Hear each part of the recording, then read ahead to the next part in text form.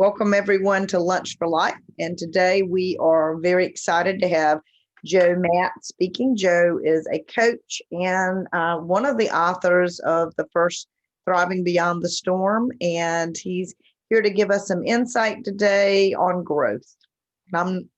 So Joe, we'll be happy to hear from you. All right, great. So Kimball, I would like to share my screen because I just thought about that and I'm going right now. Thank you. And you should be able to share. No, I always have to make sure I share the right screen. Yeah, that is always exciting. I was in a meeting this morning that became a real issue with someone who was trying to share theirs. Oh, I love it. Okay, can you see my little friend there? I see your bear. I love him. All right, great. And I like to use this image. It's a fun image. And I look at the bear and I see him smiling. And so I think that's a good thing. Okay, I'm getting signals that people are coming in. So I just admitted someone. Okay, that's perfect. Is that because you made me the host? Well, we're both co-hosts. Oh, okay. But it didn't show on mine. But she's in now, so that's okay. I'm watching it. I've got it open here. I'm not exactly sure what's going on with that. Okay, very good. Well, I'd like to start out. The title of this talk is "Keep Your Eye on the Prize," which is also the title of the chapter that I'm in. And I want to give a big thank you to Drew Becker for putting together the anthology, Thriving Beyond the Storm. And he gathered, if you're not familiar with the book, Drew gathered a number of authors in the Triangle and beyond and had asked them to write a chapter for his anthology. And he put all the time into finding the people, getting the people up, all the instructions and everything, putting the book out, and then donated all the profits to help feed people in need in North Carolina. So big thank you to Drew Becker for doing that. And if you don't have the book, you should get the book. Definitely get the book. And a thank you to Kimball Sargent, who puts together the Lunch for Life. This is a great group and that she has put together. And these things happen often. And I'm sure you know how to get in touch with Kimball. If you don't, find out how on Facebook, on LinkedIn, and participate in these seminars that get great speakers every week. Is that, I think, every week. Go with yes. Every go ahead. Every Tuesday, 12 to 1. Great. So let me begin with Keep Your Eye on the Prize. And welcome to my world for the next 30 minutes.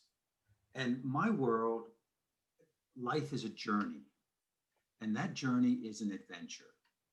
If you're climbing a mountain that we'll talk about, building a business, traveling, sailing the oceans, hiking, walking, raising children, raising pets, life is a journey. And I see that journey as an adventure. Partly because that's how I live. Or do I live that way because that's how I see life? I don't know. Maybe we'll come to some conclusions at the end of this. I always learn something when I talk. And I hope that you do too.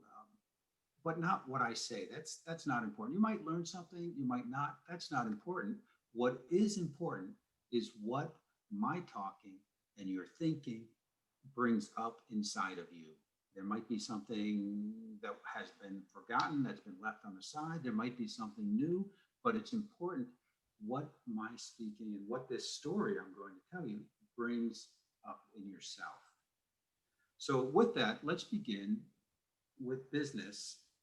And figure out how to work my slides here. We'll get going. There we go. That should change the slides. It's not changing, is it?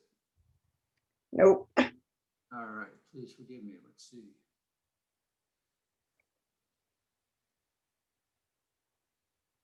It's changed. Oh my gosh, it's technical issues, and it's changing on my screen, but it's not changing. Take it out of slideshow view and we'll see the stuff on the side, but that has, oh no, there you go, you got it. We are now looking at Brazil. Oh, yes. Okay. That's Yay! great.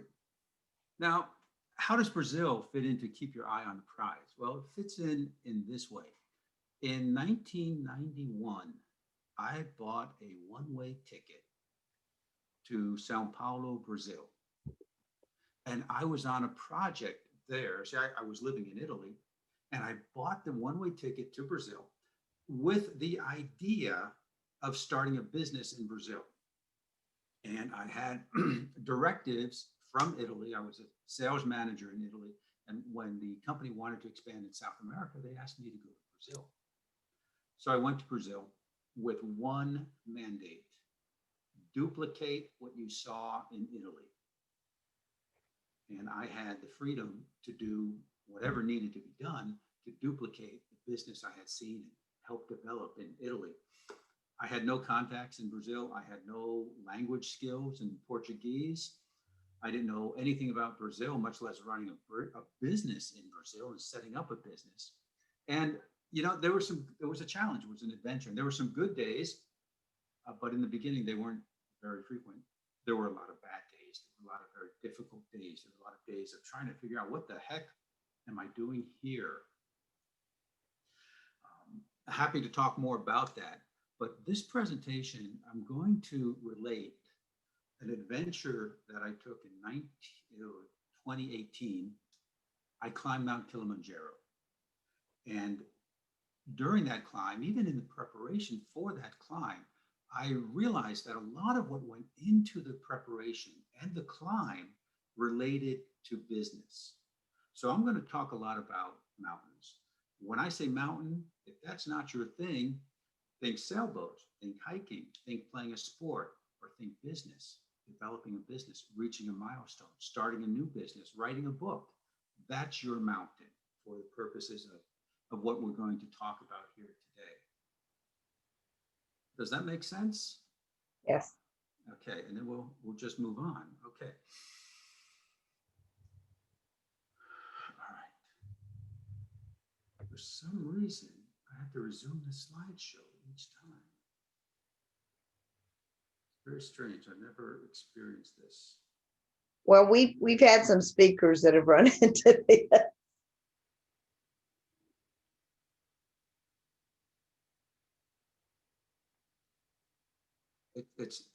It's just not changing. I don't understand why it's not changing. When it looks like it changes on my preview, that it's not changing here. It's not changing on my screen. All right, let me, I am so sorry.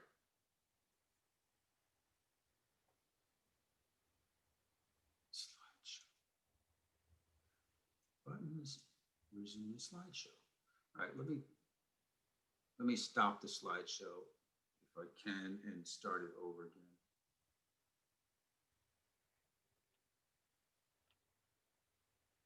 Oh my gosh.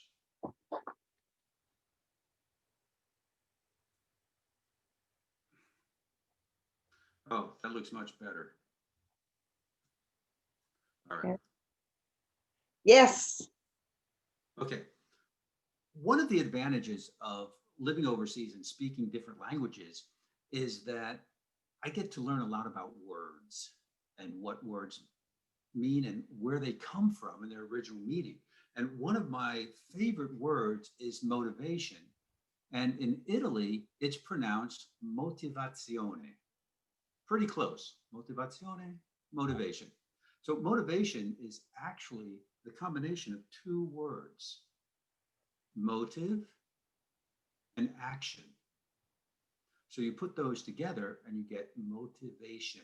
And it's always been interesting to me that the word is not action motive or actionative or something like that, because the motive comes first.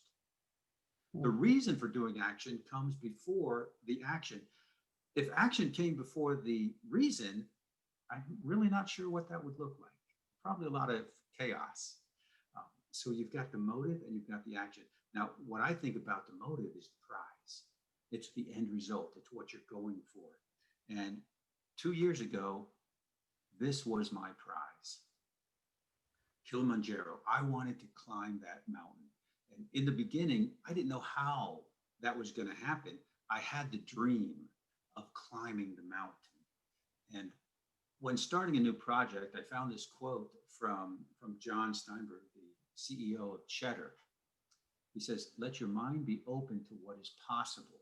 Imagine that things are within reach by just learning and putting one foot in front of the other. Where others see impossible, you see work, a path, and blue skies." And I really like the one foot in front of the other. And I'll get into that a little bit more as we go on. So there we are, sitting at the bar, having a beer, saying, yeah, man, we can go to Kilimanjaro. So we get out our phones, we look at a little bit, and this is kind of what we see in the brochure. Yeah. There's one path, you're going up the mountain, it looks beautiful, right? Actually, what happened was more like this. And if you're building a business, you might be able to relate to this in a very real way. And that's where building the dream becomes so important, because there's going to be good days and there's going to be days that aren't so good. There's going to be days when you realize you need to look at the map again and make sure you're on the right path. So there are many paths to the top of a mountain. One of the critical stages is deciding which path you're going to take. And in climbing Mount Kilimanjaro, there's a path that takes just 3.5 days. There's a path that takes 7.5 days. Each path has its own advantage, disadvantage, good thing about it, not so good thing about it. We were not mountain climbers. I want to make this clear. I've never climbed a mountain like this in my life, and neither did anyone else on our team. So we chose the easy path, the 7.5 day path, because we had to learn things. We had to acclimate to the new reality. We had to acclimate to the new altitude and the lack of oxygen, et cetera, et cetera. Again, we had the brochure and we had reality. In the early stages, we needed to be held accountable because we only had 12 months to prepare for this adventure. 12 months of people who were not semi-athletic, I might say, most of the folks, some of the folks not very athletic at all, and they had 12 months to prepare. And so we needed to find a way that we could be motivated along those 12 months. And we found an outfitter, Thompson Safaris, and we settled on Thompson Safaris to help us get up the mountain. And through them, we had a coach that could help us with the training, tell us basically where we needed to be 5 months out, 4 months out, 3 months out. And as we got closer to climbing the mountain, the coach had climbed the mountain. The coach had a lot of experience with the guides. They were an expert in preparing us physically and preparing us with supplies. We were also accountable to ourselves. The team was composed of my family members, my father, mother, brothers, and sisters. And every week we would have multiple conversations on Facebook about equipment, about training, about, the bathrooms. How is that going to work on the mountain? And we also hiked every weekend. We weren't at the same location, but we were hiking and posting pictures every Sunday. And when I tell you, you did not want to arrive Sunday evening and not have a picture on Facebook of your hiking over the weekend, you really didn't want to. We held each other accountable. We were very cognizant of the fact that we had to train, that we had to get our bodies used to hiking. And towards the end, it was multiple hours on Saturday, multiple hours on Sunday, so that we could be ready, let's say when the time came that we started up the mountain. Almost like a mastermind where we got together and we shared ideas. We looked at YouTubes and we looked at Facebook. We tried to look at other stories of people climb the mountain. We just tried to keep that image, keep our eye on the prize. I had a very special climbing partner. Justice was a very good mountain climber. He kept me moving along and pulled me along sometimes. We did a lot of hiking together, and that was just a lot of fun. When we got to Kilimanjaro, this is the hiking team. The fellow on the left is MC. He was our lead guide, and he was the fellow who had been up to the mountain, I think at that point, 110 times he had climbed Mount Kilimanjaro. He was an expert in mountaineering. He was an expert in first aid, an expert in first aid on the mountain, and had been to many countries of the world to train and become the expert. We had so much faith in MC that we would have followed him up the mountain, and we did, and he helped us get up the mountain. He was backed up by this team here, 46 fantastic young men in great shape. Most of them didn't speak English.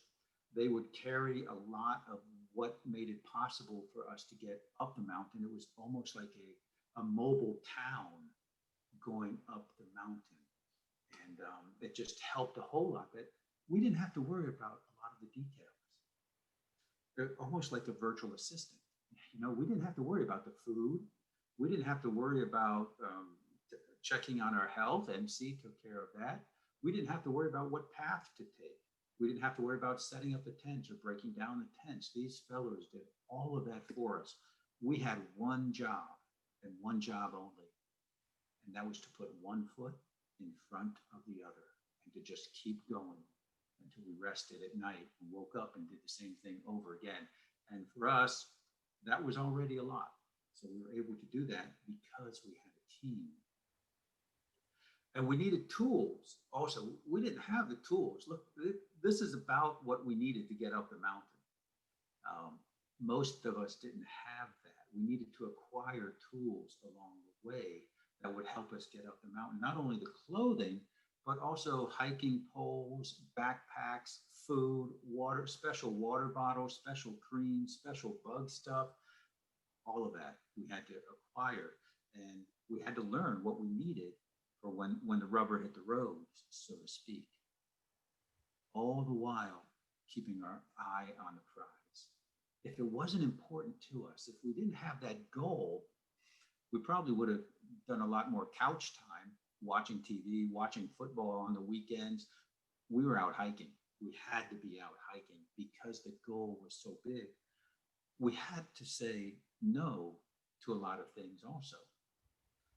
I love cycling, and I had to give up cycling for a number of months because I didn't have the time to go cycling. I was spending the time hiking.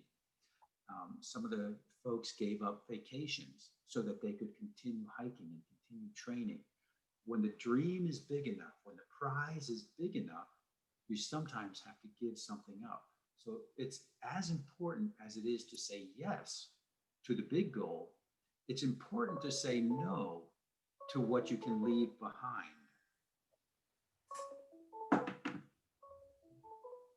And so this was a view of the mountain. There were many views as we were hiking up. It was a 7.5-day trip going up to the mountain. This was one in a very unique area of the hill. But we also had days like this where we were climbing and all of a sudden the trail wasn't going up anymore. And we had 7.5 days of going up.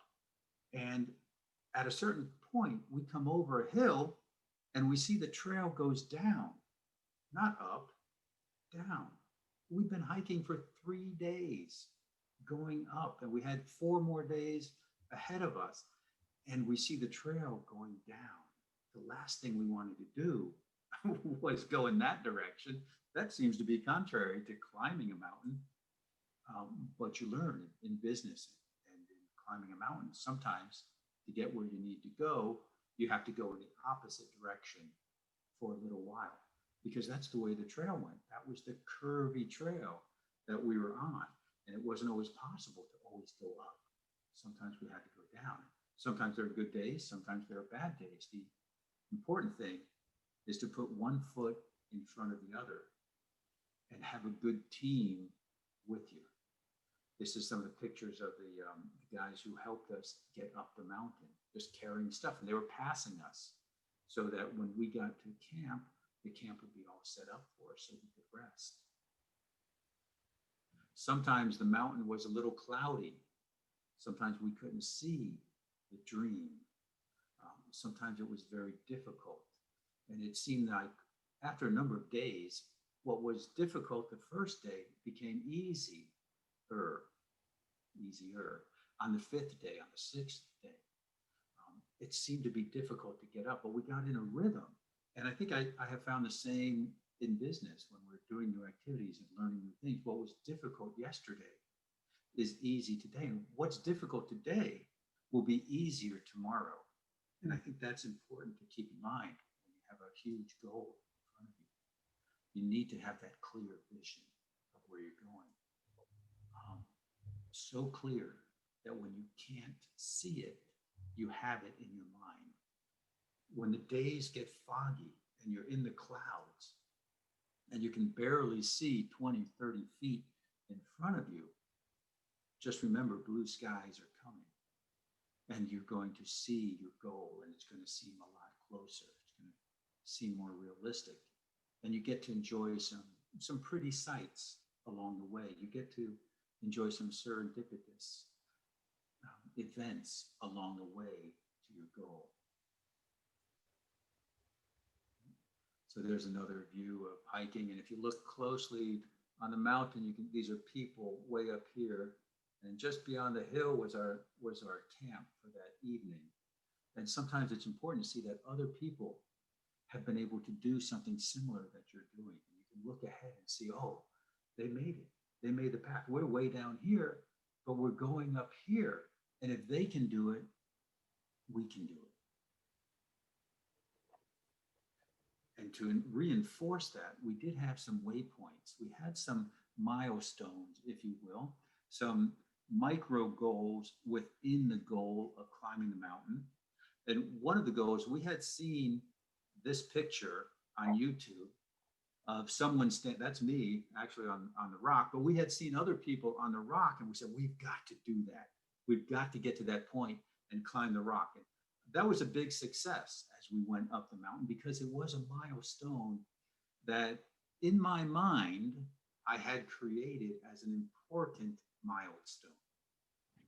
Now, I don't think it was so important for MC, who had seen that rock over 100 times when he was climbing the mountain, but it was very important to me, and that's what counts. It's got to be important to you. It doesn't matter what other people think. It's got to be important to you, because there were days when I looked like this, right? And I had to modulate my self-talk, and I had to be more like this rather than like this. Still hard, still difficult, still more five hours to go, but 15 minutes till rest time. Just one more step. And all of the time, keeping my eye on the prize, remembering why I'm doing this and imagining what it's going to feel like and what the celebration is going to be like when the goal is reached. And when you reach your goal, you get the reward. And here's a picture of me on top of the mountain when the goal was achieved. And after that, the strange thing is, the trip wasn't done. We were at the top of a mountain. We had 2.5 days of climbing downhill so we could get back home. And I have to tell you, we really wish that we had a helicopter ride going back down, because we had climbed the mountain, we had achieved our goal, and now there was the aftermath, which was climbing down the mountain.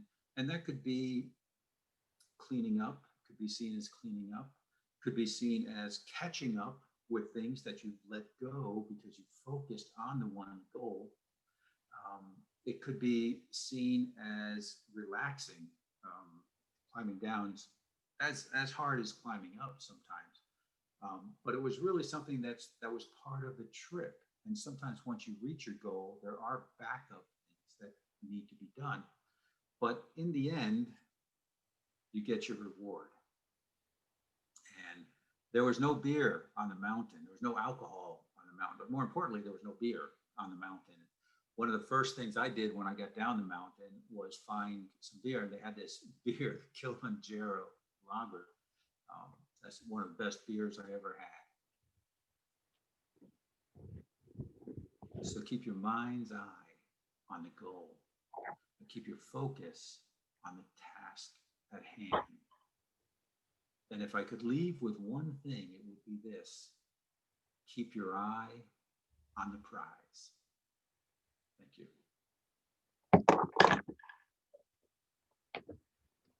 That was a wonderful presentation. Does anybody have any questions or comments they want to make?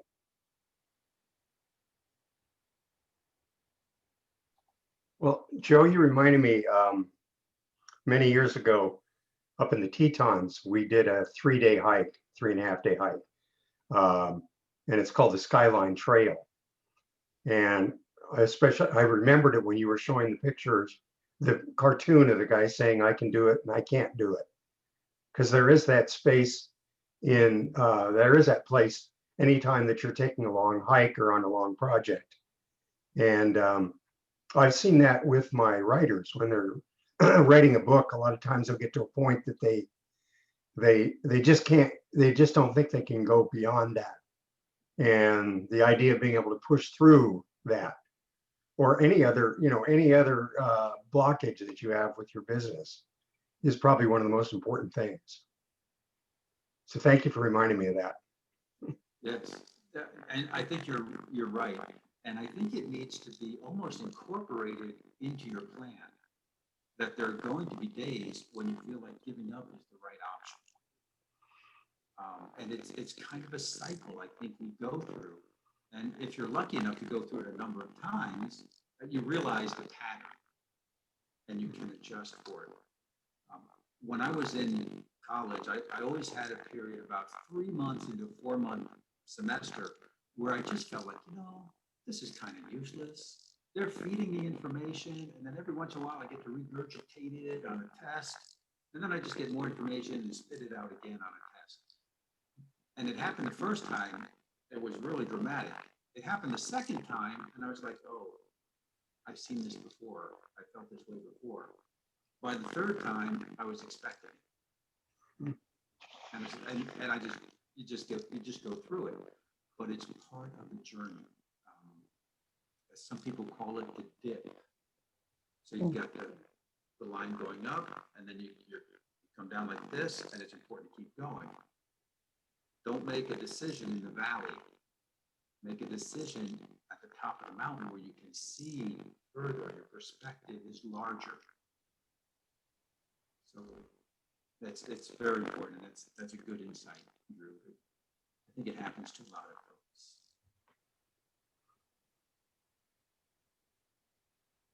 Yeah, and we were talking before we started about this has been a year that has thrown different obstacles in our way that a year ago we couldn't have even imagined, because you said you worked on this for a year, but along that trip things happened that you couldn't have really foreseen, and how you respond to them. It's a very mental game. And I think doing anything, writing a book, climbing a mountain, building a business, a lot has to do with what goes on between the ears. And and I think that's why we need a team of people around us. I think that's why that's so important, to have folks around you that can encourage you and just help you keep your eye on the prize. Yeah. Help you keep putting one foot in front of the other. Yeah.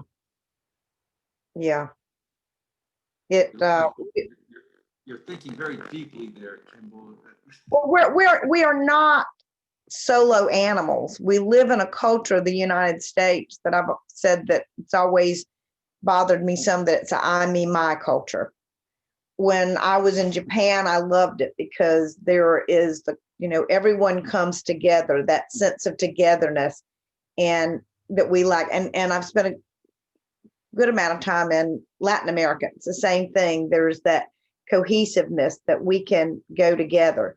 But just looking at your trek up the mountain, or whether we're building a business or, whatever we're doing, that if we get that team and we all work together, the load is so much lighter and we can do so much more.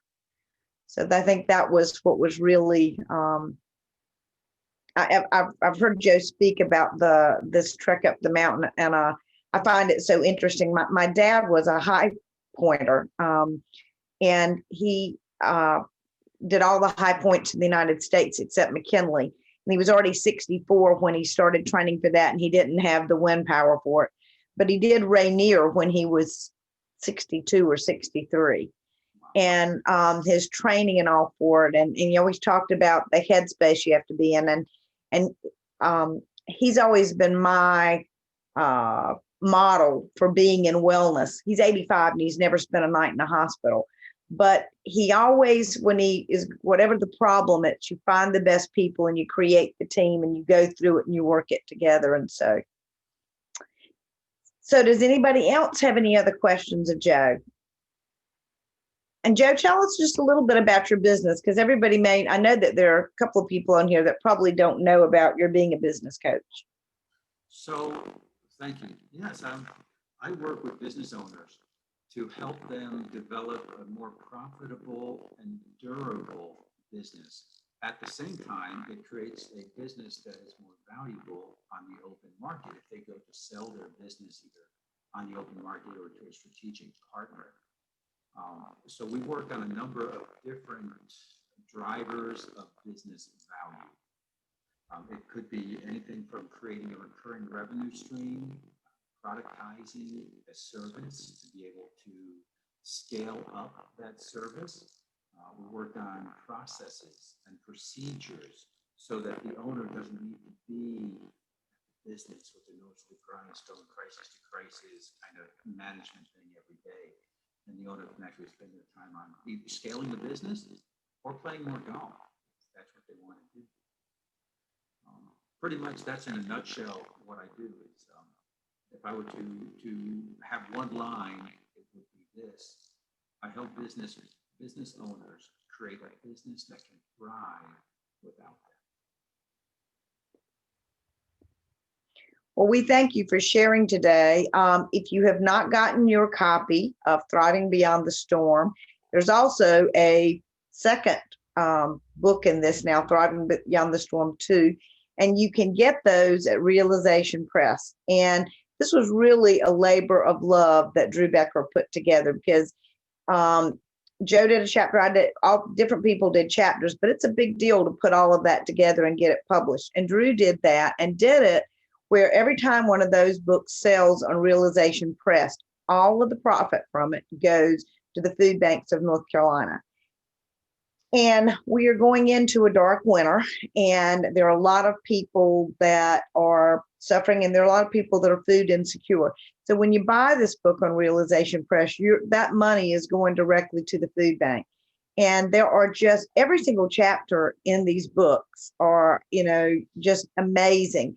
And, one of the things as business owners, because I know everybody on here is a business owner, is that we have to be feeding our mind and our soul and coming up with new ideas and getting ready for those pivots, because who knows when a 2020 is going to happen or what's going to happen next in 2020. And each of those chapters will give you some really good vision on how to work with that. So I encourage you to go to Realization Press and to get it. I would suggest you get both. I mean, they're still of a deal, and the money will go for a very good cause. Thank you, Kimball. And I couldn't have done it without all the authors who contributed, because nobody, not only don't I get paid, but none of the authors who contributed got paid either. So it's a labor of love from about 35 people between the two books. So again, my appreciation to all the people who contributed and all the people who have purchased copies to make a little bit of money available for the food bank. Very good. Thank you again, Drew. All right, does anybody have any announcements of any events that they would like to share?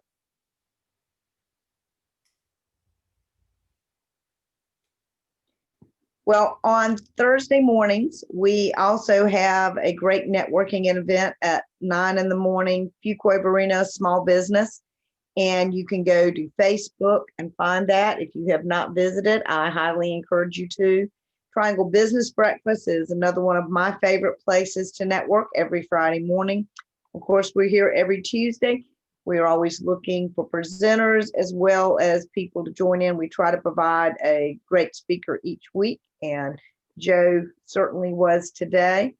Does anybody got anything else they'd like to share? I didn't put out my contact information, but I can be found on LinkedIn. My name is Joe Matz. I can also be found on my website, eaglebusinessservices.com.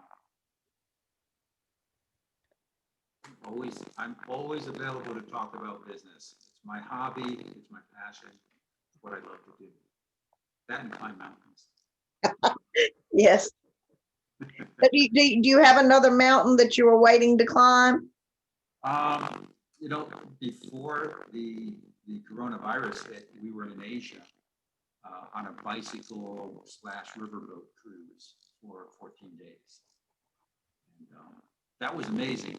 We haven't planned anything because of Corona, just a couple small trips, but that was all. No big deal. I don't know what's going to be next. I'm curious myself to find out. Yeah, I think my husband and I do a lot of traveling, and we usually go out of the country at least once a year. And we haven't really, we made a trip to Utah in February, and that's it. I'm really glad we got that trip in because that's something I do every year, and I absolutely love Utah and the mountains there. So, all right. Well, if nobody has anything else, we will go for today. I hope to see you back next week. And thank you so much, Joe. And I will get a copy of this to you. Very good. Thank you. Thank you.